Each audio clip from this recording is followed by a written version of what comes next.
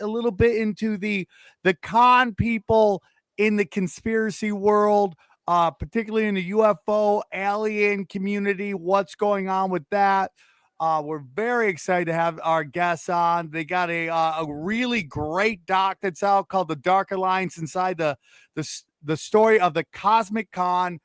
They've both been on the show before, and we're glad to have them back. I've been going back and forth with them, but Darcy Weir, welcome to the show, buddy. Yo, what's up? Happy to be back, Sam. Glad you're here. And of course, you remember on the show. I can't wait to chop it up with him again. Please welcome Jordan Sather. How are you, Jordan? What's up, Tripoli? Good to see you, man. Good to see you too. Glad you guys are here. I know Darcy and I have been going back and forth on trying to make it happen. So we finally locked it in. Here we are. Glad to have you guys. Why don't we take a moment real quick for those who may not remember you guys? We'll go through each of you. Tell us a little about yourself. Jordan, why don't we start with you? Tell us a little bit about yourself and where our listeners can find you. All right, man. So you can find me on Twitter, Telegram, major platforms at Jordan Sather, jordansather.com. In 2017, I started a YouTube channel called Destroying the Illusion, and I talked about three main things: health, destroying big pharma propaganda, some political stuff, and then my interests in UFOs and secret space technologies and things like that. And I think I was on your show, Tripoli, in like 2018, 2019, around there. It's been a while. Dude. Yeah. And then towards the end of 2020, right before the election, I got censored everywhere. I lost probably 700,000 subscribers in the span of a week. Twitter, Instagram, Facebook, YouTube, all of them. And then it's been slowly rebuilding since then, but had to kind of migrate to all platforms. Elon let me back on Twitter, so that was cool. But I did lose that YouTube channel and some of the other ones since then. But still talking about the major subjects, whether it's Q, UFOs, health stuff. So interesting times we're in, man. And there's a lot of grifters in the conspiracy theory movement. Some of them might be, some of them might even be paid shills or paid assets. But I do think there's a lot of just opportunists who are out there trying to make for sure. easy content, make a buck, right? So it's definitely in the political spectrum, but what we're going to talk about here is that going on in the UFO spectrum. And I've got some, interesting experience and insight into how a lot of these grifters operate and what they discuss. So that's what I'm here for today. You worked with them, bro. Darcy, yeah, I was young, dumb, and had some inside scoops on working with them, but that was many years, many moons ago. So now I'm here to tell the story to the world. Yeah, it's interesting. David Wilcock called you young, dumb, and full of cum. Wilcock, that's a weird thing. Darcy, would you like to talk about introduce? All right, sure. So I think the first time you interviewed me was like a Bigfoot doc that I had done back in the day. Yeah. I've had my departure from that theme, and I've been doing the UFO thing for a while. This story that came out of the UFO community from the get-go, like let's say about 2025? So around 9 years ago when I first started hearing this, and then it ended up getting really promoted and propagated throughout the community via Gaia TV network, which is like this love and light, conspiracy fueled, like yoga hippie crowd. Like a new age Netflix. New age Netflix, yeah. There we go. I thought it was BS, right? I thought there was some weird, like, I've heard you say in the past, Sam, that space is gay. Yeah. And like when I heard this story that was emanating out of the UFO community, I wouldn't say it was like gay, but I was like, fuck, this is ridiculously stupid. Why is nobody checking these people? Why is nobody like pushing this?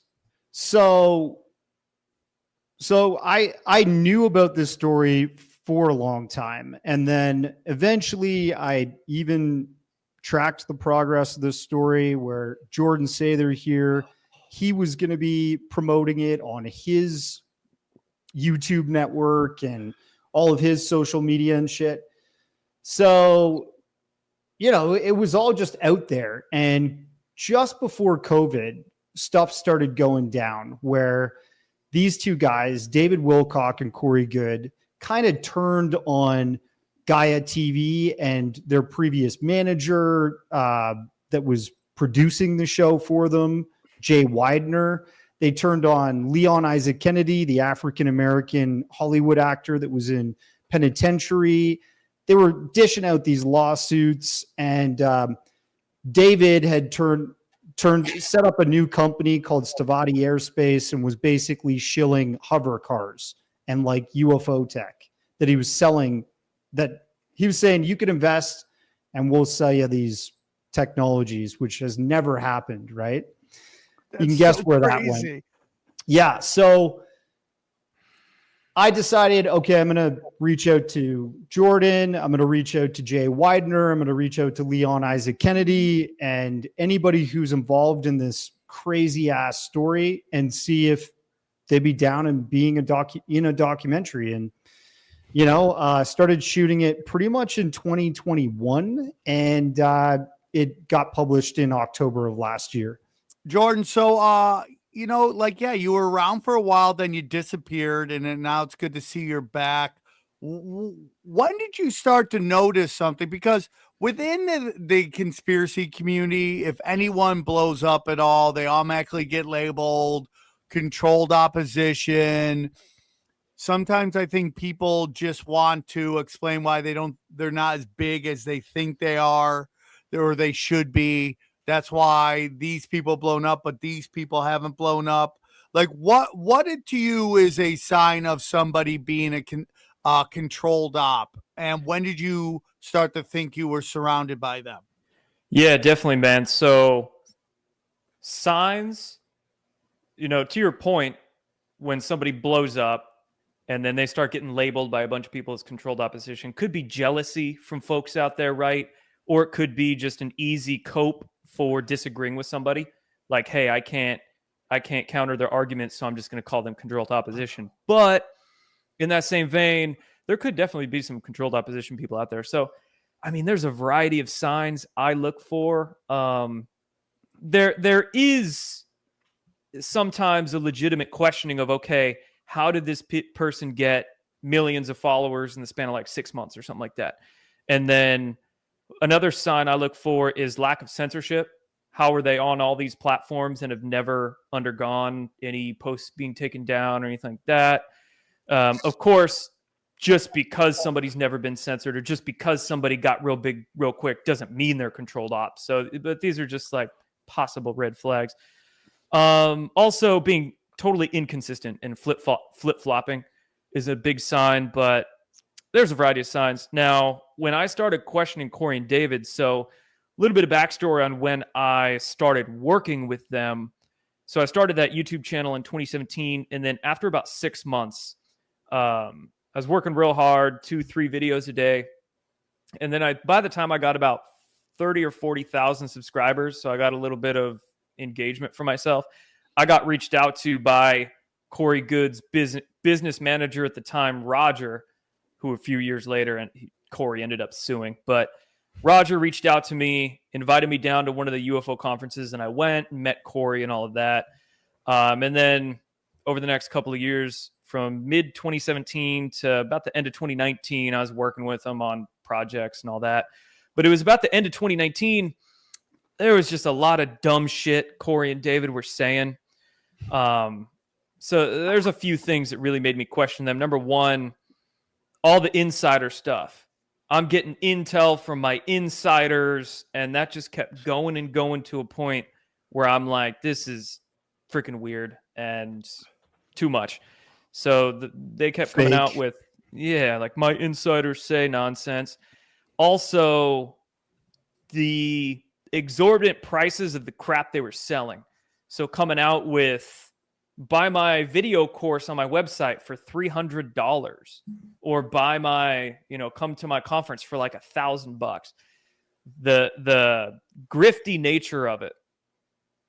Too much money for these things. Like I get it. People have to make an income and of course you're going to sell stuff. It's the nature of business, but too much, right? $333 for e-course on how to ascend. Just dumb shit like that. And then the lawsuits, man, all the lawfare that was going on between all these folks was also too much. And then, you know, like Darcy said, it was really like at the beginning of COVID, early 2020, I saw David do these YouTube live streams because at that time people were locked down. A bunch of people started doing live streams on their YouTube channels, right? So David started doing a bunch of live streams on his YouTube channel. And there were some live streams, like I remember one in particular, beginning of 2020, where it was a 3-hour live stream and David titled it, WikiLeaks drops new files. Whole 3-hour live stream claiming WikiLeaks dropped new files. It was not new files at all. It was some old index page of all of WikiLeaks' old drops, and it goes around the conspiracy theory movement like every 6 months. People thinks this index page is new, but it's not new. People just misunderstand. But David, in his infinite wisdom, in his amazing investigative powers, thought this thing was new. Takes 30 seconds to search and realize it's not. He thought it was new, did a whole 3-hour live stream on this thing, told his, I don't know, 500,000 YouTube subscribers this thing was brand new, and proceeds to shill his $300 course like multiple times in this YouTube video based on fake information. And at that point I was like, all right, I'm done with these guys. And at that point I had not talked to them much for like 4 or 5 months before that, but that was my breaking point where I made a public post and tried to be as PC as I could. Like, I'm grateful for the experiences I had with these guys, but I just can't work with them anymore. So then I made that post public and kind of just like burnt that bridge. But yeah, man, I just started seeing way too much nonsense from them and ran away as fast as I could. Yeah, it's an interesting, the UFO thing is it's so intertwined with the intelligence agencies to the point where it's like, are they at all separate at all? Like, I just like all these guys are this like this Stephen Greer. I mean, that guy going on a Kardashian podcast. Yeah, right. That's like the weirdest fucking thing. Did you watch the Jesse Michaels interview, American Alchemy, that just came out recently? Okay, no, so who was on? Stephen Greer? Yeah, and you'll notice in most of his interviews, he doesn't let the other person speak or interject because, you know, this strategy in speaking is to make sure that you sound like you have authority and everything you're saying is true. And as long as nobody can jump in and question you, you're, you know, to your followers, you're the God-spoken truth. So Jesse kept cutting him off, kept like, hey, but what about this? And what about that? And he's like getting so frustrated. He says at one point to Jesse, like multiple times, like, will you let me finish? If you let me finish, if you let me finish, I'll tell you, you know, and he never actually answers some of those questions. So, dude, and Greer's one of those where it's like he claims he's exposing the biggest, baddest secret ever, but I've never seen him censored on anything. And now he's getting all this Hollywood play with, what was it, Demi Lovato, and doing podcasts with Kardashians too. And it's like, he's got a good agent. He's got a good agent. Good agent. Yup. Yeah. And he does something that I always get nervous about. And that is, he always looks like he's sweating. Every time I see him in some dude, his heart rate's probably beating so fast from all the steroids in his blood that like I'm sure he's sweating. Ray Cohen, like Peter Thiel, like every time you see these guys, they always are sweating. You're like, why are you sweating constantly? Maybe he's on ephedrine. They Who knows? always glisten. They're always got this like weird film of glisten. He's also like old, and he's starting to get this like chimp look face to him, you know, like it's weird. It kind of looks bizarre like looking. He does look bizarre. Totally. Which one? All of them?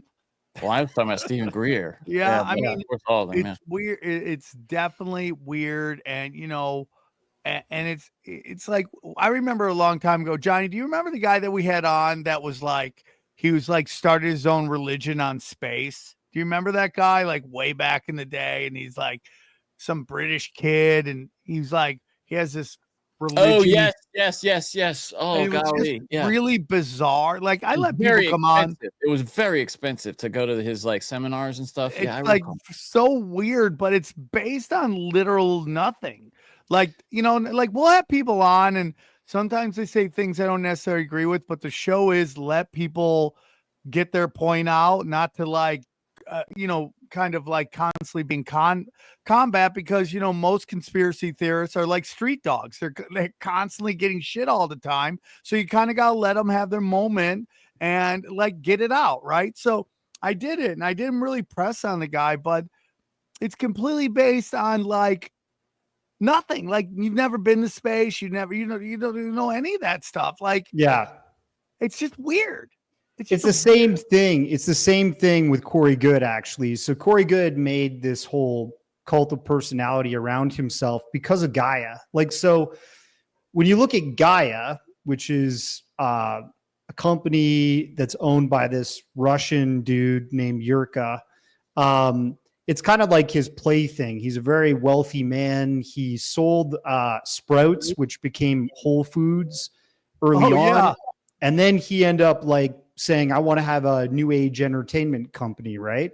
So Jay Widener, the guy who we interviewed for the documentary, he was the head of production there and basically went from like this startup company that they had to this massive international entertainment network. Like they have at least 700,000 subscribers per year that watch their films and their docuseries and stuff. And Corey Goode's show, Cosmic Disclosure with David Wilcock, was their #1 show. Like their stock went from, I don't know, $4 or $5 to like 20 in 1 year because that show was so prevalent. And everything Corey Goode was saying was amazing. It was like you go to UFO conferences and people discuss UFO cases that have pictures and videos and testimony and documents from like Air Force reports or Coast Guard or whatever, right? And it all looks kind of official. But then this guy steps on stage and he goes, forget about that stuff. I know who's here because they're talking directly to me. And you know, I'm your savior, follow me. That's basically, you know, in a nutshell, the type of presentation, right? And it's just like your guy. He was saying he was going to space. Corey Goode was saying, I was going to space. I was fighting reptilians. I was part of the galactic. Yeah, he was saying I was part of the Galactic Federation, all this shit. And then in this, so he sues everybody, right? And in the documentary, Leon Isaac Kennedy, African-American actor, his lawyer is cross-examining Corey Goode in this deposition video that got leaked. And the lawyer asks him, have you actually been physically to space like you said? And he said, no, it was all just a meditative process. It was all just part of my meditative practice. And so that falls flat on his face. Like he made 2 documentaries with Jordan Sather, which Jordan flew around the country interviewing everybody for, edited them. And apparently when they went to 1091 Films in 1 year, one of those documentaries, Above Majestic with a reptilian pope on the front of the poster, that made $600,000. And yeah, I didn't edit them, but you didn't? No, I didn't edit them, but I do have a production credit on Bud Majestic because I was going all around the country, road trips to interview people for it. So they gave me a production credit. But yeah, then Corey Goode set up his own bank account for the distribution company to put all the money into and screwed over everybody else out of royalties. And I don't know how much money Corey might owe me from that, but I've estimated it's at least between 20 and 30 grand. Fuck. Yeah, I don't know if I'll ever see because Corey shysted that away Hold from on. everybody. So yeah, it's fucking. I have people owe me my fucking. I sent it to Sam. It was Kamitan. That was the kid. Kamitan. Yeah, Kamitan. That was the guy. Yeah. And he founded Astronism, I believe it's called. Oh, that one kid. Yeah, remember? And he like had these like kind of what would you say? He had these iconic artwork pieces made where he's like praying and then like there's spirit coming through. Yeah. I wish him luck. I don't want to hear this. He might be God, so yeah, I wish him great. I thought we were best friends. I'm like, hey, dude, I'm just saying it was a weird presentation. But we were talking to God. Yeah, I mean, it is like you start hearing the same thing. We in society we just seem to be gotten away from like lying is a bad thing. That's true. It's just so crazy to me how there's so many people that are just these American psychos that can look you right in the eye, lie right to your face, and not even care. It's so crazy. But in this day and age, authenticity is the currency, and it eventually comes out. It eventually comes out. If you're faking the funk on a nasty dunk, it's going to come out and people are going to know, and you can only run for so long. But we got to bring shame back. We have to shame 100%. people. We have to publicly shame people and not be scared to who are out there just being assholes and grifting and lying to people. And it's a big problem but we forget we forget like the fires. Like, why are we not shaming the person that fucked up the whole LA fires? We just forget. Gavin Newsom, we just forget. Yep, we just forget. Or people will try to gaslight you and say you're being negative when you try to shame people, right? So if you're shaming some grifter out there, like calling out Corey and David, then their followers come in and say, oh, stop being negative. Stop being negative. Now they'll try to gaslight you into shutting up. So it's a problem, man. It is. We do got to get back to shaming. We got to get back to, in the public town square, everybody's got to act correct and chill out. We have to have certain pillars that this, like over the last couple years, or let's say the last 15, 20 years, the left has just pushed. We got to get back to, we don't steal, we don't commit violence, we don't lie, and we don't hurt children, And if you think about all the stuff that the Democrats have been pushing forever, and I'm not on either side, but they've done the exact opposite of that. And that's why places like California, New York City are just hellholes, because they've gotten away from those four pillars of society. You're totally right, Jordan. We need to start shaming people. We need to get back to that. People are just way too confident to wave their bullshit flag out because none's going to do anything. Because what authorities told you is like, if you push back on the shit, you could end up in jail. You could be arrested. You could do all that. And in reality, it's like, it's just like these anti-Semitism laws are just fucking nuts right now. Well, also, our algorithms, they don't reward truth. They reward virality.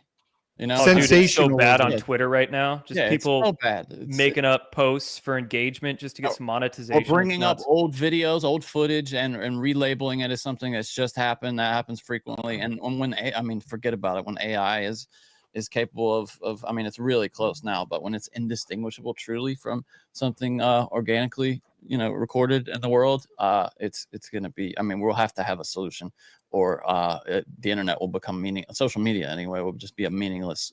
Or you'll do what my dad said, don't believe anything you see or hear, and just like, the truth is, it's like the NPCs, and we don't like to, disrespect anybody, but this AI stuff that's coming out, that's who's going to get wrecked right now. Conformity, people who conform, people who have to follow groupthink, you're going to get wrecked. They're going to take your jobs, dude. People just are gullible and believe everything. It's a Thomas Sowell quote. Basically, it's like, it's like we live in, I'm butchering the quote, but it's basically along the lines of like, we have liars for politicians because the public demands ideology that no real person could ever live up to. So they're so demanding of this idealistic person that the only people that can fulfill them are liars. Pure liars. Yeah, it's funny. Like, I produced this docu-series, and Michelle, she connected us, right? She's great. And she reached out to the whole UFO community, blasted out that this new film is out, and hey, check it out. Darcy did some great work, whatever. There was reports coming from her to me that there were certain personalities that have radio shows and have prominent podcasts in this UFO community that were pissed that this documentary is out. And I was like, why are they pissed? They didn't like have anything to do with the grift of Corey Goode and David Wilcock. Like what? But it touches on something apparently to these people, just like you're talking about, Sam. Like, we are so used to propping up liars and grifters that if you start to see somebody else not going with the flow, these other people in the community are immediately trying to shepherd. And they're like, how dare you? Yes. Like, fuck off. I was getting these messages and just thinking, do these people want to go to their grave believing bullshit? Or do they want to question some of these theories and narratives that have come out for the past 20 years from the UFO community that are obviously bullshit? Like, yes, there's UFOs. Yes, there's probably psyops in the community. And then there's just huckster bullshit. Let's move on from some of that stuff and try to get the real facts. You know, like that's where the golden nuggets are. What do you think about UFOs, Sam? I'm more into the angels and demons side of it, but you know, getting back to, you know, this, you know, the community and stuff like that, it's like, yeah, everything is groupthink and conformity, dude. And wherever the people are, they want to get higher up because they think the higher up, that's more exposure, that's more money. So the only way you move up, it's kind of what's going on with archaeology right now. This, what it's a getting Tempe, whatever that site's called. Gobekli Tepe, and Graham Hancock that kind of revealed the anomalies about that shouldn't be even existing according to modern archaeology. Yeah. So like that whole thing, like there's a real pushback but to actually take a look at it. Like there's some sites in like Armenia that like would change how we see everything. They don't want to even investigate it. Yeah, they want everything to be like, we have all bought into this narrative. This is the narrative in which we trained in. This is the narrative in which we put our time into. And we're going to keep pushing this narrative because if it goes the other way, all these experts are gone. And now it's a new bunch of experts. And people hate that shit. Yeah. It's like the boomers are holding on to the keys to truth like no tomorrow. And they do not want a new guard. They're like, I'm going to have like a robotic body and take over the planet with my mind. I don't know what the hell they're trying to do, but they just don't want to move on. Have you seen the pyramids at the bottom of the ocean off the coast of Cuba?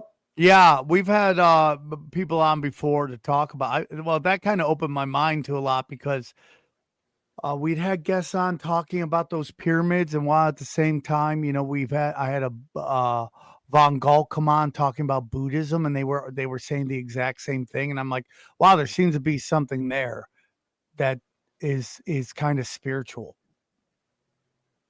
And we don't only get the groupthink from the mainstream science and academia and all that, but there's a ton of groupthink within the conspiracy communities as well. You know, back in 2019, I got banned from Gaia for pushing the ideological boundaries. Frickin' Gaia. Because I got invited to speak at one of their UFO conferences called Contact in the Desert, which Gaia owned. And I got a little too political for them. Like, I wasn't as lefty as they wanted me to be. And I was talking about space and questioning, well, why is John Podesta all for disclosure and Hillary Clinton all for disclosure? Yeah. And can we really be sure this disclosure we're seeing in the mainstream is good? Because look at all these freaking weirdos promoting it. And Gaia basically, well, I had one show I did on their platform with George Norrie, and then after that event, they took it down. And then Gaia or Contact in the Desert refused to put DVDs of my talk out there, and they lied to everybody and said that they didn't put my DVDs out because I was cursing in it. Bullshit. I didn't curse at all in that speech. So Gaia, a bunch of soft, weak, closet lefties that they are, just didn't like my speech for political reasons and refused to put it out there. And this whole idea of UFO disclosure is sold to the public as being nonpartisan or non-political. But at the end of the day, a ton of people pushing this stuff are totally closet political. And it's just, you know, if you push their ideological boundaries, then they'll start attacking you for it or trying to shut you down. Yeah. You see it again. It's like once the structure is enacted and created, it just becomes like everybody starts getting into the group think so they can move up that structure. Happens everywhere. And, you know, there's a lot of this there. Like, I don't know what the answer is. You know, I believe in Christ and I'm a Christian and all that for sure, but I don't know where we are, what created all that stuff. I mean, I know God created, but there's a lot of movements in this kind of time to detach people from God, anything but God, anything and all that stuff. And it's like, you know, with these whistleblowers, like I don't trust any of these freaking whistleblowers, and it sucks because I know some of them are telling the truth, but there's just like so many obvious plants put out there to send, you know, like the move the message in a certain direction by, okay, here's a new controlled op. They're going to say this and it's going to move it this way or that way. And it's so obvious and it's really sad. And it just seems like in particular, the UFO disclosure is just full of just controlled oppositions, whistleblowers. So go ahead, Darcy. To that point, like what you're making about these insiders and whistleblowers. I mean, they used to be called in the Gaia days, in the Corey Goode, David Wilcock narrative, insiders. And two of the most prominent ones that they used that were like their key figures to all this intelligence they were getting about the truth about UFOs and all the conspiracy and the cabal that's running the planet and all this stuff, right? One of them for David Wilcock was this guy named Pete Peterson.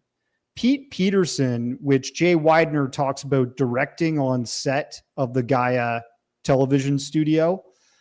He was like, we would film 8 hours of this guy rambling, just completely out of his mind, not even knowing what he's talking about. And we'd come away with 20 minutes of usable footage for the show. He was like, I wanted to rip. I'm serious. He's like, I wanted to rip my hair out. Dude, he was like senile. He was completely senile. You know, it's so funny. That is Eddie Griffin used to go to the Comedy Store and he would do like 3-4 hour sets. He would come into a full room, do 4-hour sets. Everyone would be gone. The only people left was his entourage. And I would tell people, I'm like, of that 3 to 4 hour set, 45 minutes of it was fire. And then the rest of it was just mumbo jumbo, dog. They're like, just gibberish, dude. Just nothing but gibberish. Just verbally jerking himself off on stage. And when people are old, you know, they're in that senile camp, that generation, you don't want to cut them off. You want to respect your elders. And I think that's where the UFO community, when they heard this Pete Peterson guy and they saw David propping him up, they don't know that literally this guy's not paying his mortgage bills.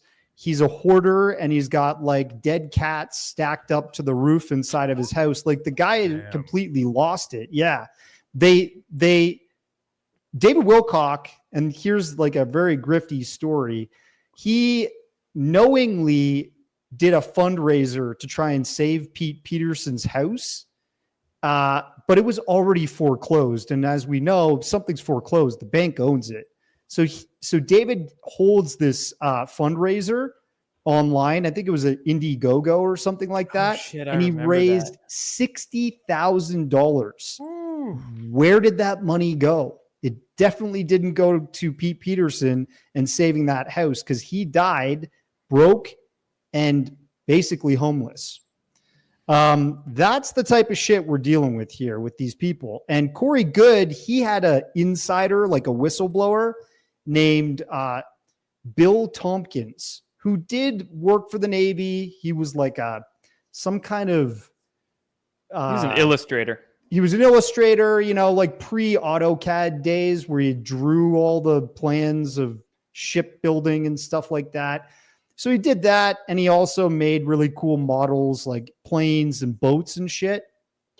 This guy was 92 years old.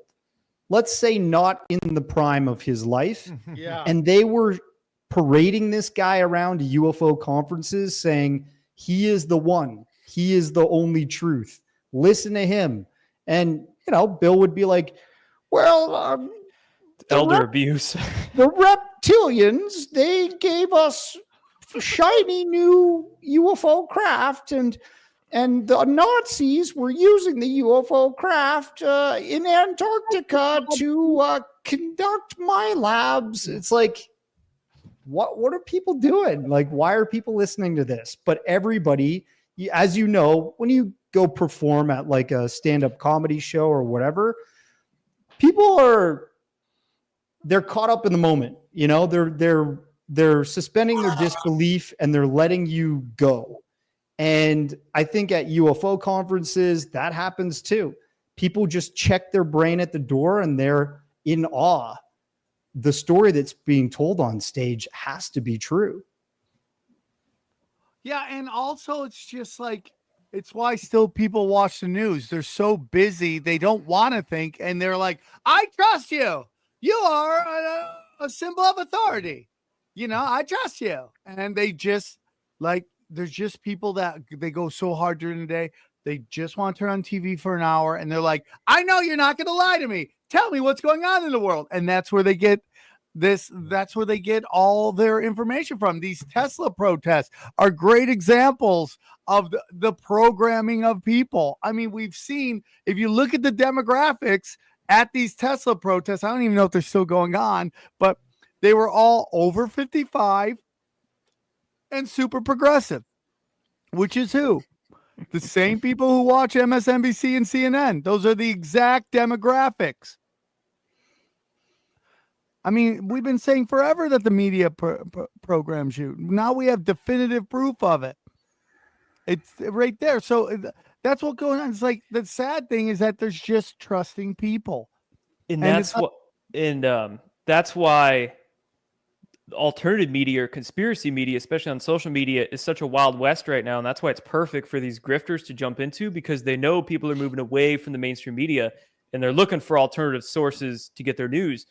So a lot of these opportunists are coming out of the woodworks and they're fabricating these grand stories, or they're just pushing this like conspiracy clickbait stuff to capture those people moving away from the mainstream media. And especially in the UFO world, because the UFO subject is so complex. I mean, it's been around for 50, 60, 70 years, and there's so many kind of sub genres or subcultures within the overarching UFO movement that, dude, I mean, if somebody's homeless and out of a job and needing money, just call yourself a secret space program whistleblower and say that you've talked to aliens, and dude, Guy will hire you. I mean, like, you'll get a job like that. Yeah, let's not forget Ancient Aliens. Oh, How crazy was Ancient Aliens when it came out? It was good first couple episodes, and then you're like, they're just giving anybody a fucking mic. My favorite thing about Gaia was that it seemed as though anytime he needed money, they would just they were like, well, we can't pay you anymore, because they had this scheme, right, where none of the hosts, they all had to get paid the exact same, right? Yeah. So they could come up with this scheme just to invent a new show he would like go find people, and that's how this whole thing really started, right? Was him going to find what's it? I can Corey Goode. Yeah, Corey Goode, right. So David Wilcock brought on Corey Goode so he could have another show and make more money. Like, it's all money motivated, right? So funny. And then, to your point, one of the major promoters of David Wilcock in the early days was Ancient Aliens. He was on that show all the time, just talking mumbo jumbo. And, interestingly, you're talking about these insiders and these whistleblowers today. They're just popping up everywhere. If you go on Twitter right now, there's a guy who says he's legit, the real thing. He is the whistleblower to listen to about UFOs. And all of his messaging is coming from jail. Like, he's in prison doing this. Oh, okay. he's in prison saying like, yeah, I'm the true god of ufology disclosure. Dude, they all do that too. Corey called himself, what do you call himself? The Enoch of our modern times. It's like the delusions of grandeur these people have. They're so screwed in the head. And then they prop themselves up to be these cult leaders for their followers to idolize. It's like, it's an issue of cult-like thinking, I think, in our world, but particularly what we're talking about. David Wilcock right now says that his latest book is he channels Archangel Michael. Oh. Like, and he's selling that book for $100. Yeah. $100. But I mean, is there people that buy it? Tons. Dude, what? Then why? Then I mean, as much as can we really hate on it? Someone's gonna pay $100 for some bullshit. Yeah, shame them. Yes, we can hate on you that. can shame them. Yeah. I mean, but it's crazy. I kind of got to give the guy $100 on a book. Oh, so you're respecting the grift is what you're saying. You're like, hey, respect the game. Is that what you're saying? Have you seen really, We Don't Smoke the Same merch? We can hate the player and hate the game here, both of it. Both, but I'm just kind of impressed that you can get away with $100 on a book. That's mostly where I'm like, holy crap. Oh, we get it. But dude, he's channeling Archangel Michael, man. If dude, he it's channeled so Archangel crazy. Michael. Does he do it on? Are there audio recordings of him doing this, or is it? Oh yeah, if you go to he has a Sunday live stream YouTube show every Sunday of the month, and in super chats he makes about 3 to 5K every Sunday. Fuck. I think the main demographic is that donates to him, Darcy. I'd say it's 60 to 80-year-old single women. Yeah, that's what, that would have been my exact guess. That's fascinating. Wow. Pretty much. And the same thing for Corey. Corey was on a podcast recently by Disclosure Girls with a Z, and the two ladies are like 75 years old. I don't think you'd call them girls with even a Z. So you guys have you've been censored at UFO conferences? No, I actually just attended one in San Francisco, in the Bay Area, which is called UFO Con. They wanted me to show this documentary because the lady who puts that on, Lorian Fenton, she early on said, this guy Corey is bad news. I don't like him. And she was vocal about it.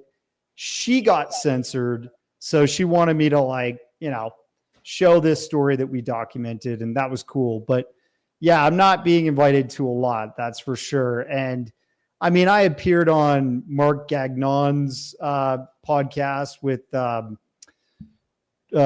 Jordan here, and like all of their followers were just fucking lighting up the comments, going insane, calling us grifters, like a total reverse psyop. It's like, dude, the documentary is about exposing grifting. How the hell am I a grifter? And it's 99 cents. You're such a grifter for putting your doc up for 99 cents, bro. But yeah, I've dealt with some cancel culture from the UFO conferences. That one Contact in the Desert I was telling you about that I got invited to. Before I went to speak there, I got called up by the organizers of that event.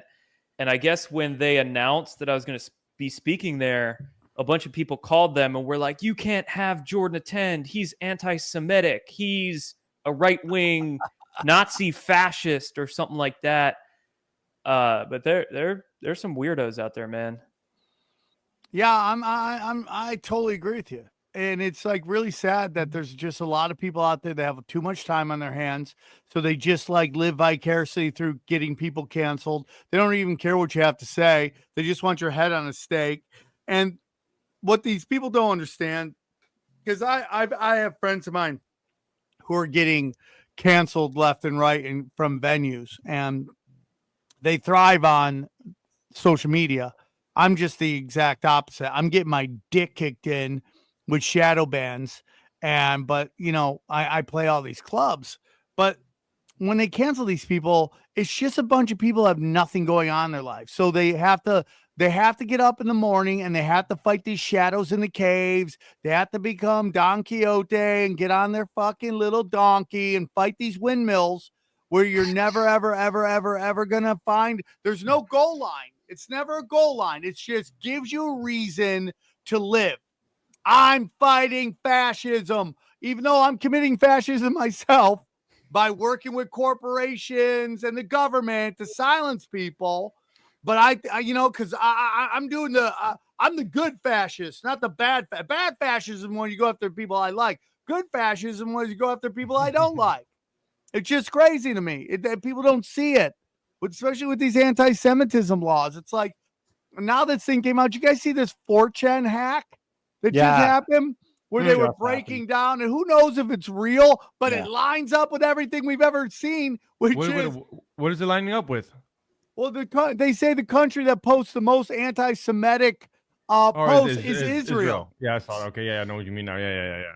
Right? How many times do you see like a swastika on a synagogue, and then they're like, "Oh yeah, the rabbi did it." You're like, every time. Makes sense though, right? Kind of makes sense. I mean. Crazy. I mean, it's just like these keyboard warriors, once they've canceled somebody successfully, they're waking up like, who are we canceling next? And, you know, that's how they get empowered. And, you know, people who go out and entertain or go out and talk about risque ideas, sure, you know, that they become a target. It's like that old saying, if you stand up like a nail, somebody else out there wants to hammer you in or hammer you down, right? Like they don't want you to stand up. Crabs in a bucket type mentality. And when you're exposing stories like this, people hate that. They don't like their illusions to be destroyed, right? Because some of these people that follow the charlatans, they've been following them for like 10 years, Sam.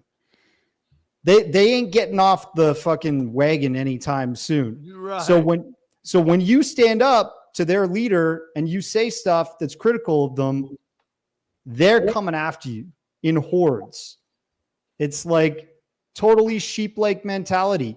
And it's coming from this weird niche community, which is strange to me, but it happens everywhere. It happens everywhere. And truth should be, like you were saying earlier, it should be the most common currency today. It should be the most powerful currency, but it's not. I just think some people aren't capable of understanding it. They just aren't. And they're just, I mean, I'm trying not to say it in a derogatory way because they're just nice, simple folk. And they're, you know, like if we believe that humans are mammals, right? I mean, I think we're made from God, not some evolution bullshit, you know, but if we're going to go with that, like mammals need leaders and these apex predators who are basically running this Luciferian, Malachian world that we live in. They know that. And it's like Pike said, hey, dude, when they need a leader, we'll supply them. And that's what they just keep doing. But I think people are waking up to it. I think you're going to start to see more and more people waking up to these things. Now, you're seeing Bernie Sanders playing all these giant rooms now. Coachella. Right? Wasn't he at like Coachella? Wasn't he at Coachella? They were out here. He and AOC were out he here. was at Coachella. Yes, that's pretty crazy. I don't know why. I'm surprised you're not there right now. Why aren't you there? Have you aged out? Huh? Yeah, I think I'm a little too old for Coachella. Oh, really? Even though Bernie's there. Yeah. I mean, yeah, Bernie's got to be the oldest guy to ever play Coachella. Well, they're talking about him running for president with AOC. The Democrats, they have nothing. The Democrats have nothing. They have nothing. Yeah. They have nothing. And, you know, he's going to push this populist shit and the socialist shit. And it's going to be old as the hills by the time. Yeah, 100%. I mean, it's just super sad that that's where we are. And it's just like, these idiots just keep running back from these two parties, back and forth, back and forth, back and forth. And these are the two parties that are responsible for the dog shit you're in right now. when are you going to break out of it and go, we're not voting for these two assholes anymore? They're going to give you Bernie Sanders and fat Latina tits. And you're just going to be like, I'm telling you. And there's going to be I'm telling you, there's an AOC porn tape out there. I'm telling you, it's going to drop. It's going to drop. And everyone's going to be like, okay, you got my vote. Yep. You got my like vote. Johnny You said, we're praying. bounce. Yeah, I need it. There's never been an independent that successfully ran for presidency. Like, it always, one of the two parties cannibalizes them, right? And that happened with RFK recently, except it would have been amazing if Jesse Ventura had tried to run. He was a successful independent. You guys should have Jesse Ventura on. He's the man. That was my Jesse Ventura right there, if you're wondering what that was. That was my impression. Man. Yeah. He's I mean, they say the only really true independent was George Washington. He was the first president, and fair enough. Yeah, that's it though. I mean, Ross Perot, in modern times, you got Ross Perot had like 20%, and that's, I mean, there's your example. Yeah, that's it. It's like the need for people to have a label and attach with that label, because humans are social creatures. We love our groupthink. We don't want to feel like we're outcast or ostracized because we want to feel like we belong. So people find groups with labels. They love to attach those labels to themselves. And if you dare question or expose any kind of issues with that label, with that group, people and their ego identities get all upset. And I need to call myself a liberal, a conservative, a vegan, a whatever the fuck. And then they just get all butthurt when that group starts to get questioned, and they'll attack you personally for that and try to cancel you. Yeah, it's really crazy. It's really crazy when you're just like asking questions and you get into these sacred cows and you really start to understand that these people they either don't honestly believe it or they have such blind faith they've never questioned it. So once you start to question it, you really questioning their mental capacity and abilities, and it upsets them. There's nothing in my life where these beliefs I have where you can't question them. There's nothing in there. Hey, dude, I had some guy the other day like going, you're questioning these numbers over here. What about the Armenian genocide? I go, my family. No, it was actually like, you don't know what it's like to see your whole family die in front of you. I go, my grandfather was in the village of Vaughan, watched his entire family get slaughtered by the Turks. And you could look into it. You can question anything you want it because I know the facts, and the facts are that happened. And if you don't want me to discuss it, it's probably because you know there's some bullshit going on.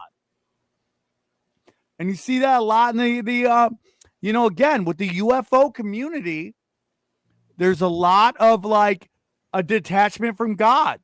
A lot of that is like this whole belief that there is this group of these entities, these alien life forms that are so much more powerful than us. And like, eventually they're just going to run everything and we're just going to be cattle. And it's like, give up, just give up. And that's a big part of this. And all these whistleblowers come out. They all just keep saying the same ass bullshit. And it's just this slow roll of just constant, like anxiety driven bullshit. Yeah. So there are competing narratives with that, right? Like straight up, I'm a Catholic, but not a very good Catholic. But with ufology, I'm like nuts and bolts. I think this has got to be if people are taking pictures and video of craft, like there's something physical here. There's something tangible, right? Yes. Then you got people like Greer. He's like, all of this is extraterrestrial intervention and they're trying to save us and they're all good and they're like angels, right? Which is like, kind of, it's ridiculous. That's almost like leaving yourself open to be blindsided if you follow that logic, right? Because as above, so below, in my opinion. Like, if we live in a predatory world, nobody's going to look out for you by default. And I don't think out in the universe, if there is extraterrestrials, they're looking out for us, right? That just doesn't make sense to me. Then you got guys who think that there's reptilians and they're trying to eat everybody. Then you got guys who are saying there's going to be an invasion and, you know, none of it is good. I don't know what to make of it. We need facts, right? That's the first and foremost thing. And if you follow God, go ahead, you know, like that. Everybody has their sovereignty, has their own truth and their ability to go where they want with their life. But in the UFO community, it happens more often than not that these people stand up and say that they know the real truth about this whole phenomenon. There's a whole bunch of dollars behind it, and they're trying to take your dollars. And don't you dare threaten them, because they'll sue you if you do. Yeah. I got threatened to get sued by Corey before. Never did, but yeah, I mean, that sucks. And so are there lawsuits with Corey? Are there lawsuits with David? Yeah. Right now, if you want to kind of like keep on the up and up on these guys, which is always interesting to follow, there's two pretty good podcasts that cover them, Hidden in Plain Sight and Truth Seekers. They're great. And these people just do like long streams, talking shit, looking at the court case documents, and, you know, just having fun. It's all kind of comedy. But Corey Goode, his current lawsuit that's still active, which he might get deposed for, and so will David Wilcock, is between Goode Enterprises and Gaia Entertainment. So he did this really dumb thing, and he opened up a racketeering lawsuit, which is usually used to put mobsters in jail, right? Like, what? Yeah. And he named all of the, like, the president, the owner, and managers and stuff of Gaia Entertainment in a racketeering lawsuit. So it's insane. That was supposed to pretty much be settled about a week ago, and that's possibly going to end up now in depositions and going to court. So get your popcorn ready for that one. And then David Wilcock has lawsuits that he's fighting right now because of the Stavati Aerospace company he set up, which is supposed to be hover cars and UFOs they're building. Or like, I don't know, knockoff MiGs and weird fighter jets. This guy is basically fighting all of this financial lawsuits for people that invested millions of dollars into his Stavati Aerospace. And they're like, where's the money? Where's the craft? We want our money back. Can't hear you. Sorry. Just because you have money I'm starting to learn, just because you have money, it doesn't mean you're smart. Doesn't mean you're smart. I mean, what people throw their money into, you know, it's just absolutely insanity. Hey, dude, here's $1 million. Make flying cars. I'm like, okay. All right. I mean, unbelievable. Yep. Here's a blank check. You know, I made a whole bunch of money somewhere else in my life. I trust you. Go build a hover car. It's like, what? It's crazy. Now, we've talked about whistleblowers, but you're saying some of these are just straight up lying and they're just doing it for fame and fortune? Yeah. Like, they're not even like a controlled op. They're just like, I've seen stuff. Give me money. I think a lot of these people are delusional. Some of them are just suffering from maybe schizophrenia, delusion, mental illness. And yeah, some of them are straight up grifters, looking for a buck, looking for fame, and coming out with some fabricated stories. Any evidence, any Photoshop, anything where you're like, okay, I see you trying, or is it straight like, okay, like you're not even putting any effort into this theory? You're not even trying. Not even trying. Yeah. Like with Corey Goode, his big sort of story that he launched through Gaia was that there were these blue bird people these blue aliens that were bird people called the Blue Avians, and they were part of the Sphere Being Alliance. And we got some cool illustrations, and he made a comic book out of it. That's the best we got out of his story. We got no pictures. He got some documents from a guy that we know in the UFO community that was at one point connected to military intelligence. His name is Bob Wood. Is that right, Jordan? Bill Wood? Bill Wood, Bob Wood. The one that worked for Douglas, right? Douglas Aircraft, yeah. Yeah, he wasn't. Was he? I don't think he was connected to intelligence, but he got engineer. He got the dirds from somebody who was. Oh, gotcha. Okay. Right. And the dirds were some kind of documents that were official military reports talking about UFOs and so on and so forth. Nothing about Sphere Being Alliance or Blue Avian bird people or any shit like that. But, you know, what do they say if you give a guy a little bit of rope, right? And that's what Corey Goode took and thought he was a cowboy with. Those blue birds were just beautiful. Love the blue bird. Let me ask you something. What do you two guys believe is the truth?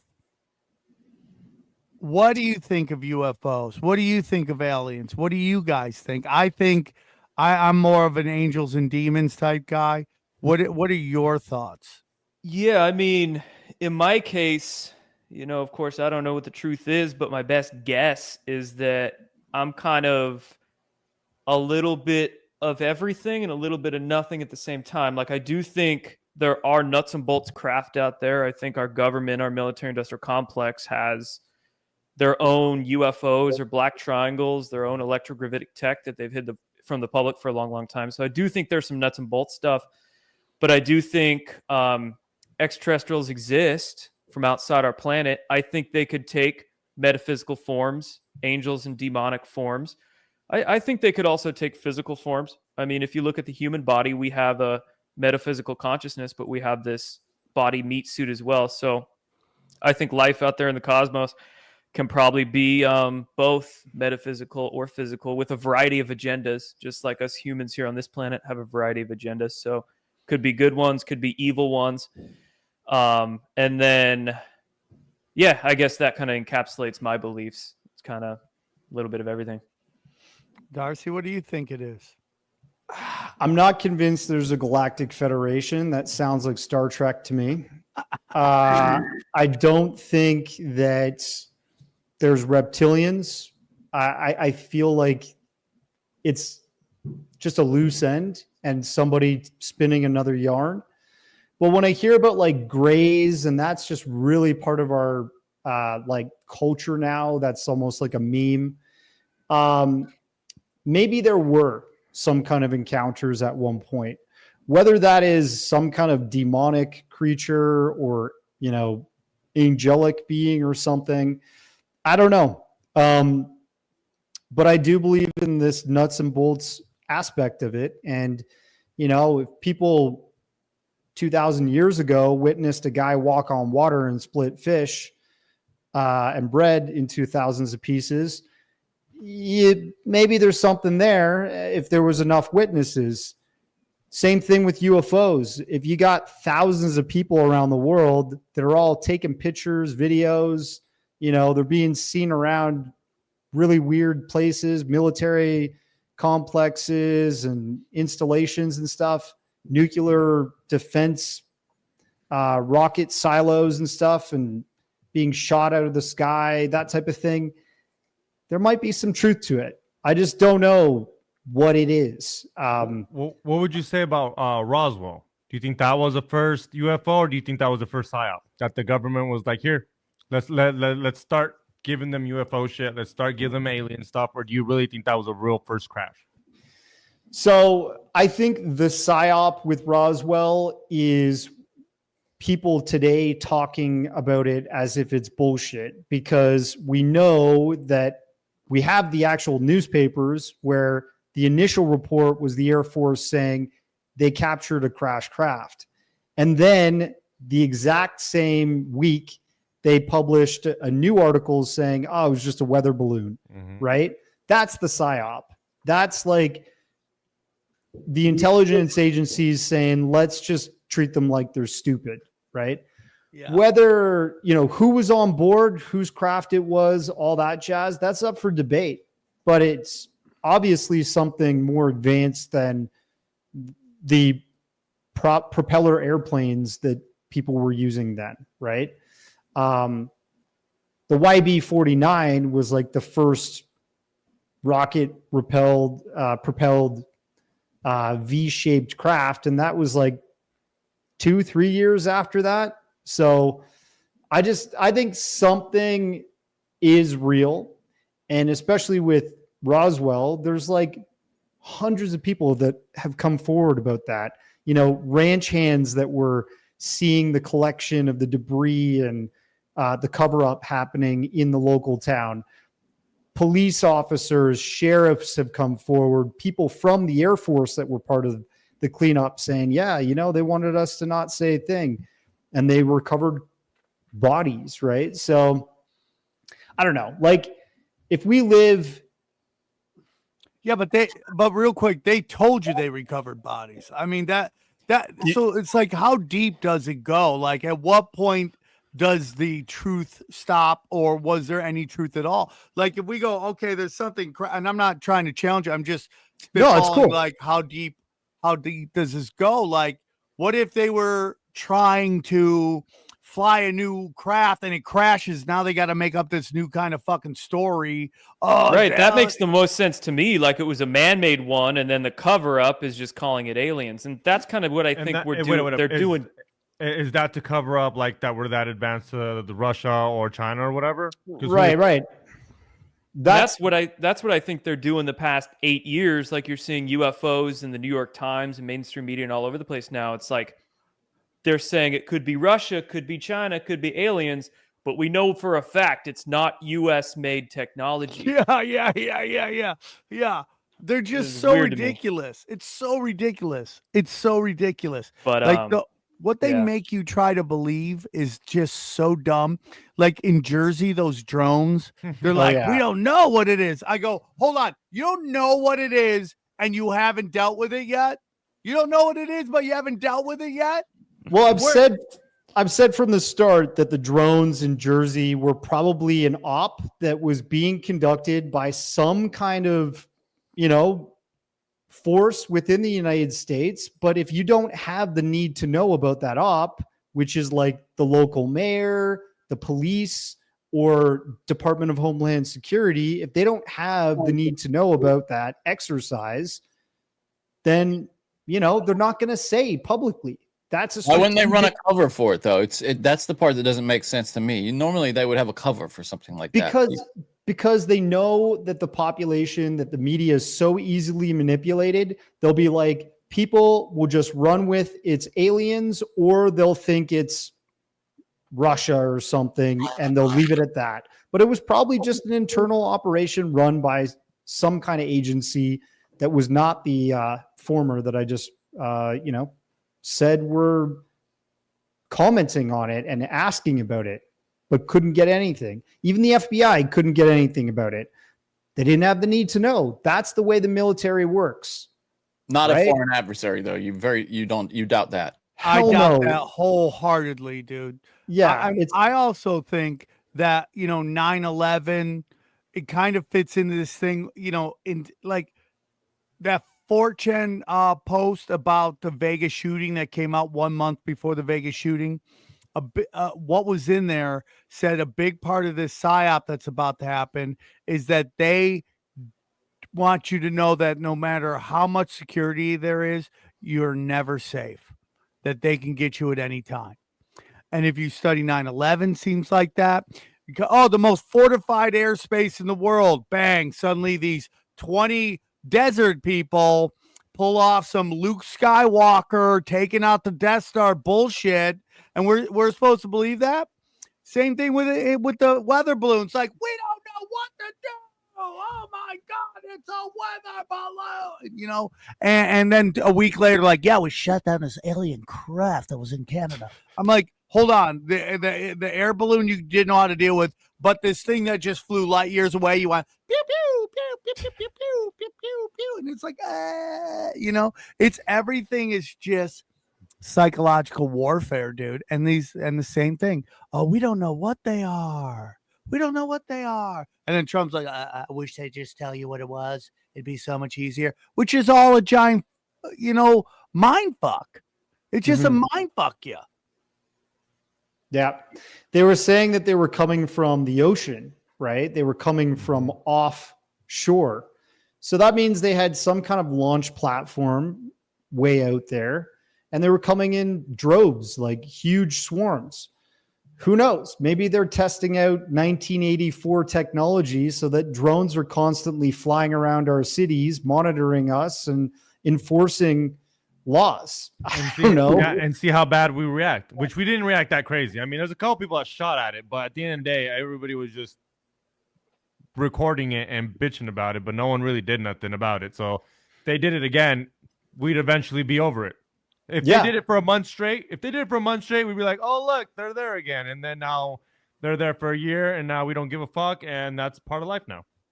Exactly. It's like culture shock desensitization. You have it at the gas pump every now and then.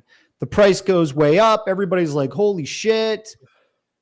Price goes down a little bit. You're like, it's normal. Yeah, it's normal now. Whatever. It's just high prices, right? I think that's what tariffs are too. It's like normalizing us to really expensive shit. So crazy. All right, guys. Anything else? That was great. Nope.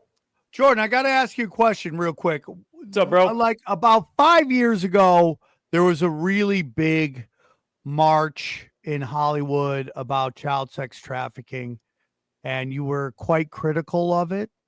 And I know Scotty, the kid who was putting it, who was putting it together. Yeah, I think I kind of remember. I might have been too critical of him. Okay, I barely remember. It was very weird. It was, and listen, I was like, oh wow, that's a weird thing, because I know Scotty, and it was like, as far as I know, it was done in love, and it was very successful. But I knew that you had said that you had some apprehension about it. And I just was wondering what was your thinking. Oh, I don't even remember my thinking. Yeah, that was a while ago. Yeah, there's some people I criticized back in the day that I probably shouldn't have. So he was probably one of those. I don't even remember. But if I don't remember, then he probably was one of those that I didn't. So. Yeah, it was a really crazy event. It was like I thought there was going to be like a couple hundred people there. It was thousands and thousands and thousands of people. And I was like, wow, that's nuts, dude, that he put that together. And it was so crazy. And it's just like, the saddest part is nothing's changed. And it's just like, I just don't know. Like sometimes I go like, are there just apex predators that are just above everything, and they're just kind of here to kind of hurt us and call us, and you know? Oh yeah, psychopaths, bro. Yeah, yeah. And they're all related. Like when I was on Rogan was like, you know, do you believe in lizard people? And I'm like, I don't know, but they all seem to be related. They all seem to be related. When, like, you know, the Queen Elizabeth says she's both related to Val the Impaler and the Prophet Muhammad. You're like, how is that fucking possible, dude? Inbred Nephilim, bro. Inbred Nephilim. You know, the Nephilim, that to me, spirituality seems to be, to me, a big thing. That's it. Everything is aliens to me. Guys, this was a great episode. Speaking of Rogan, apparently he was next door neighbor to David Wilcock at one point. I would love to pick his brain about what he thinks of these guys. David Wilcock is, I don't, you know, it's like, that's not really my lane. I don't really get into that woo-woo world and all that stuff. Yeah, it's super probably better. It's probably better that way. Yeah, I just saves you money and time. Yeah, it's interesting thing, and just like this like big push right now on the internet by a lot of people to like demonize Jesus and demonize, Christianity, like Jesus didn't exist or Jesus is this, Jesus is that. It all just kind of lines up to me with this thing to detach everybody from God, to get you into a place where you're not spiritual at all, and you don't think that there's a higher power and all that stuff, and then you just start drifting into the low vibrational, and then that's when you start to get high anxiety, depression, sadness. You get out of shape, you're lethargic, all that shit. So it's very interesting to me. The flip side of that is a person who knows that God and Jesus and the whole Christian community is quite vast, and they go to that community and market their own brand of Christianity or, stardom, basically. They become the conduit to speak to God, right? And should it be that way? I don't think so. And some people do believe in a higher power, but that higher power is Satan to them, right? So, big time. I don't think it matters what path you decide to go down, whether it is Christianity, a Western religion, Eastern religion, philosophical concept, as long as you believe in something outside of yourself and you're not selfish with it. Because some people believe something outside of themselves, but it's very self-centered, i.e. Satanism, or you go down these New Age Luciferian paths. So as long as whatever you believe is helping you see something objective outside yourself, divine, and you're not being self-centered with it, but using that philosophy or that spiritual path to help other people. Well, that's my biggest thing. I was talking to my good friend last night, and I was telling her, like, that dark people, mean people, quote unquote evil people can manifest as well. They can manifest things happen. I've seen it where like nasty comedians have like manifested their way to the top, but they always end up losing it all. They really do end up losing it all because they don't do the one thing you're supposed to do, and that is give it away. You're supposed to help others.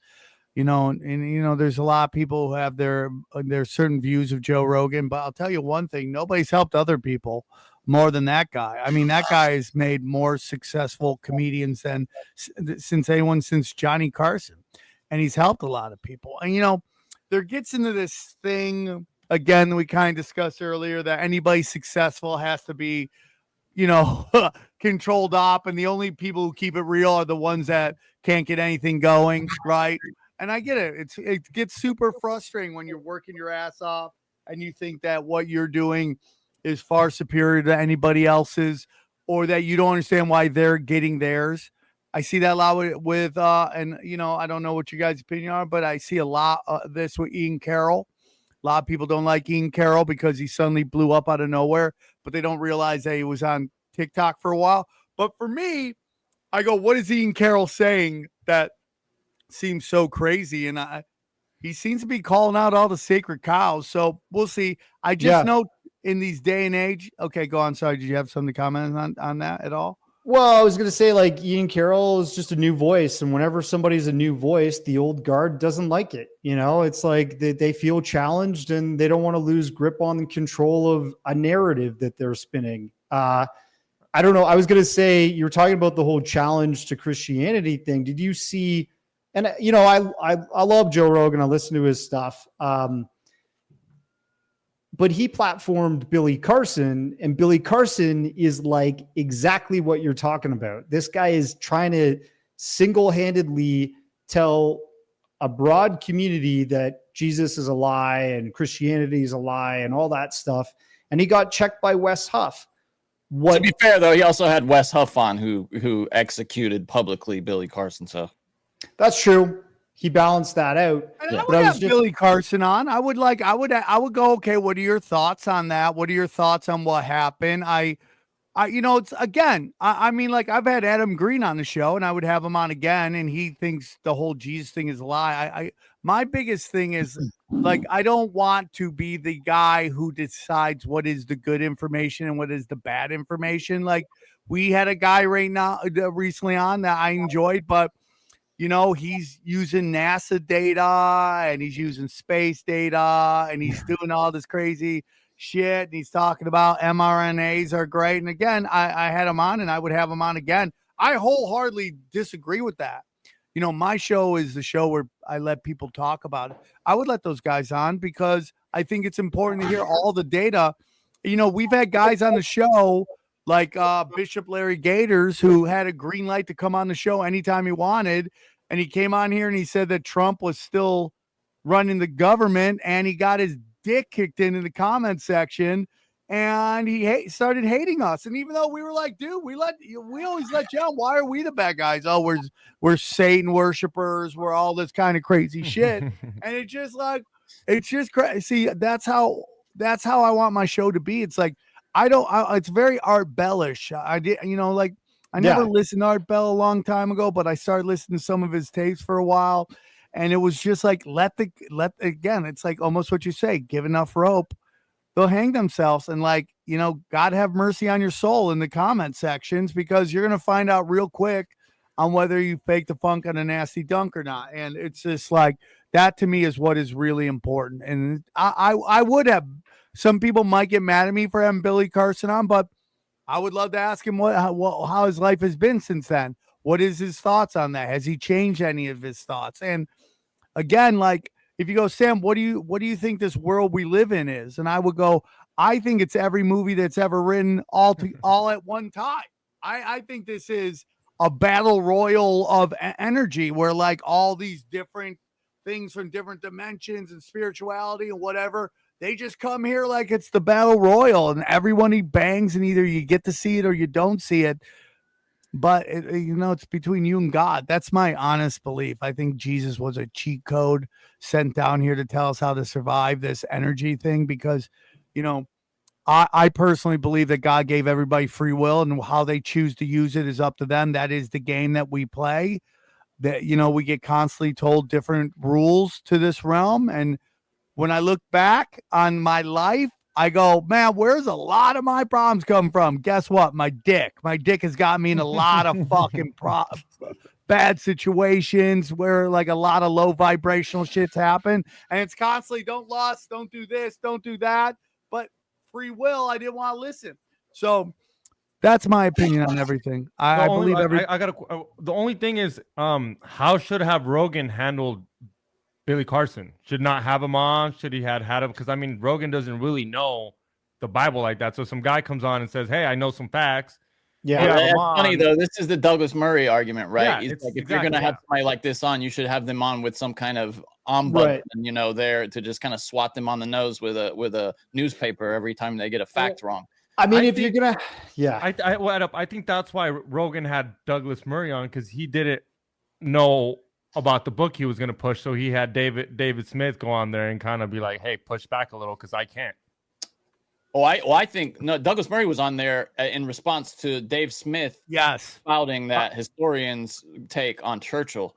Well, it seemed like he was there to promote a book. That he was worse than a Nazi. Yeah, like, come on. Right, yeah.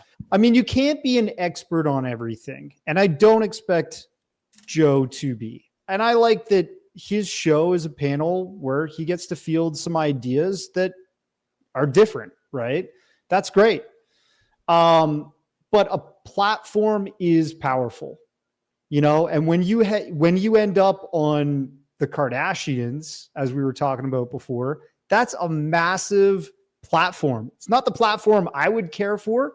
I don't give a shit about the Kardashians. But it's huge. You're right. It's huge. But it's huge. Yeah, you're right. You're like, the Rogan effect is real. People get made. It's like mob life, you know, for entertainers. And so when you have somebody that's promoting bullshit and just talking out their ass, fools out there are being fooled, you know, and it gets done in a larger echo chamber than ever before. You know, I think there's some truth to the UFO stuff that's out there. And one of the guys he had on recently was Jason Sands, and people question that guy's validity. And, you know, no one's been put up there to challenge that. But he's a made man now, you know, and it's all, I pursue my documentaries even if I challenge you publicly, I mean it with love, you know, like I think truth is the greatest love you can ever give somebody, because you're trying to make sure people aren't deceived. You're trying to make sure you're looking out for others. And, you know, you get hate for that. And I'm not trying to express this in a hateful way. I mean, even Johnny, you were saying at the starting of the show before Sam popped in, like, it took me a little while watching your show until I realized, oh, okay, like they're actually kind of saying that this is BS, right? Yeah, Because, I didn't realize it was a little bit of it's a takedown. Yeah, I mean, I'm just so used to when we get sent these clips or, you know, documentaries, that for them to be kind of credulous things, you know, where they're going into it believing what they're being told, you know, and the subjects of the documentaries are typically people they're treating with reverence. So yeah, I quite enjoyed it. I recommend it highly. The way that I was doing that story was with respect, with care, talking to people that were on the ground floor, not just coming out loud and proud and like screaming that this person was a charlatan, right? That's not my job. But, you know, kind of talking about this on podcasts and stuff, I got lit up in the comments because people are so defensive of some of these ideas. They just will not allow these new theories or new facts enter their minds. Yeah, it's super interesting, you know. And, you know, it's a big reason why I don't do debates is the Dave Smith, Douglas Murray. I feel like everyone came in there who was on Dave's side, left there thinking Dave won. And then everybody who was on Douglas Murray's side left there thinking Douglas Murray won. It does not matter. We are living in a post-fact apocalypse right now. There are no facts. There is only feelings. And no matter what data is presented to you, you hold on to your feelings over fact. It's the ultimate way to control people. Nobody has critical thinking anymore. If someone says something that you don't like, you automatically start to tune it out. And it used to be more on the left, but now I'm seeing the right doing that as well. And it's just like inability to accept. And then on top of that, you know, the amount of bots now on Twitter, it's insane, are just causing people to fight with each other. And it's like, you know, it's like you think Elon's letting that run? You don't think? I guarantee you, 100%. I guarantee you, part of him going to Auschwitz was a discussion about you can't get rid of these bots because these AstroTurf are narrative. I guarantee it. Yeah, it's like an echo chamber effect, you know, like when you have these bots that are super liking YouTube videos, loving all the Twitter comments, you know, loving all the Instagram posts. It's like an illusion. It's basically creating this echo chamber to prop up one form of speech over somebody else's. And yeah, it's bullshit. My Twitter was getting botted, and I finally was just like, this is bullshit. I went into this guy who's like an activist hacker or white hat. He reached out to me and was like, hey, if you do this to your account, it'll get rid of all these like fake accounts that are like circling every post that you put out. So now my interactions are completely limited to real Hold people. on. What do you got to do? Yeah, what'd you do? Because this got me banned. I got banned too. And then I just kept reaching out to Twitter and being like, somebody's doing this to me. I don't know what the hell is going on, but I don't know where these how long did I'm in there? It's a debacle for me. It's been like 2 months now. How many times did you have to appeal? And when did I appealed twice, and I also had like probably 4 or 5 other friends reach out on my behalf to the support team and say like, this dude's not doing anything wrong. Like he just posts and this shit's happening. How did they, was that in the X era? Was that recent? It was like the February of this year is when my account just got nuked. That's like it was like, you're exactly suspended. Mine got nuked too. And I'm like, what the heck? Like I'm not. And so anyways, it came back. Then the bots were gone for a little bit.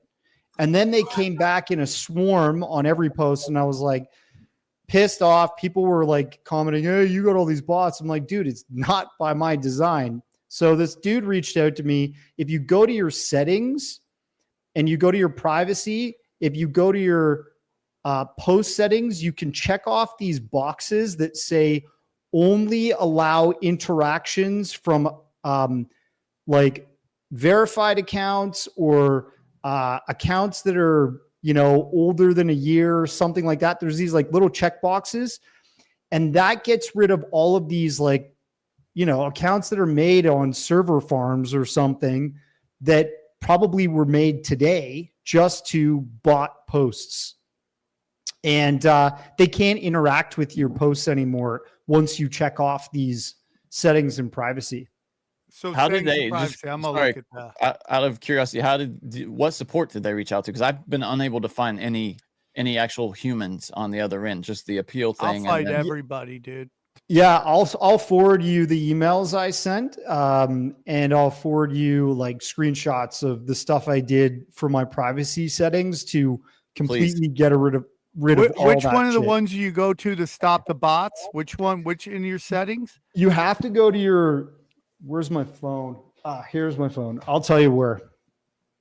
So you go to your settings. But it's so you go to security and account access, privacy and the safety. Gear, and then wait, I'm in message settings. Give me a sec. So you go to Or your the social gear. security. Go there. What? Okay. So you click on your profile. Click on your profile. Okay. Right. And then that bar slips out that shows like profile, premium, bookmarks, all that shit. Settings, and support at the bottom. Settings, privacy. Okay. Then you go to Settings and privacy. Okay. privacy and safety. Okay. And then you go to, I think, audience and tagging. Okay. Protect your posts. Click that over. Protect your videos. Click that over. Okay. And then- so that will stop anyone who doesn't follow you from seeing your shit. Yeah. So that's a little different, but I'm in. And then wait. And then I'm just trying to find where this guy sent me before. You go to your posts. Nope. You go to Sam, while you're on Twitter there, you should unblock me. You You must got have blocked? because of that child protest thing. Oh, was it? I bet it was that. Yeah. We have a pretty Jordan. liberal block policy around here just because we get so much shit from people. Oh, I'm sure. I'm not taking it personally. I'm just giving you. Wait a me sec. shit. Let me look at my communication with this guy, and he'll show me. He told me exactly where to go. Give me a sec. Patrick Gorman is the name of the dude, and you go to privacy and safety. Select mute and block. So when you go to mute and block, then you'll see tap muted notifications. And when you go to muted notifications, you have to click the check boxes that enable from people you don't follow, from new accounts, from accounts with a default profile photo, from accounts that haven't confirmed their email. Hold on. So you go to settings and then you hit what? Oh, You go to settings and privacy, then you go Yeah. to privacy and safety, then you go to select mute and block. So under the mute and block settings, you go to tap mute notifications. Okay, hold on.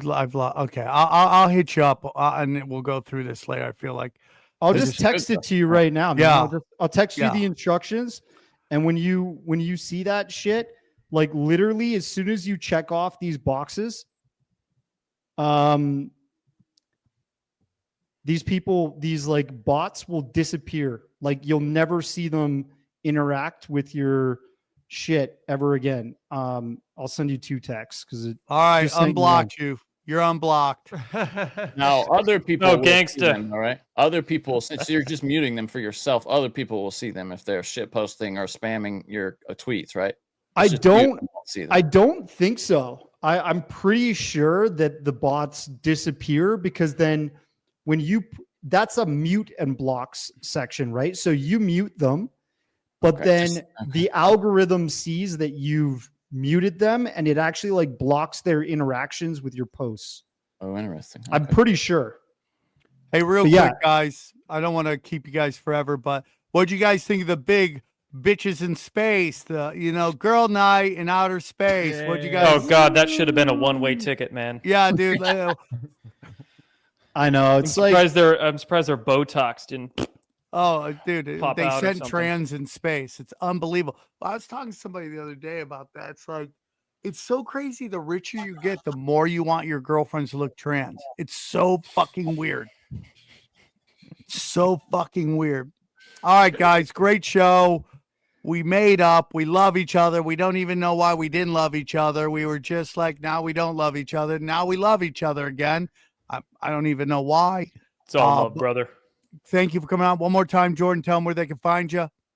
JordanSather.com at Jordan_Sather_ on X, Twitter, whatever the hell you want to call it. I'm also on Telegram and Instagram. You can just search Jordan Sather. So go find me, friends.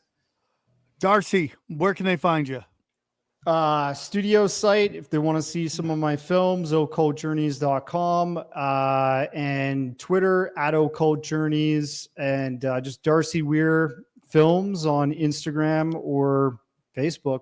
That's where I'm at.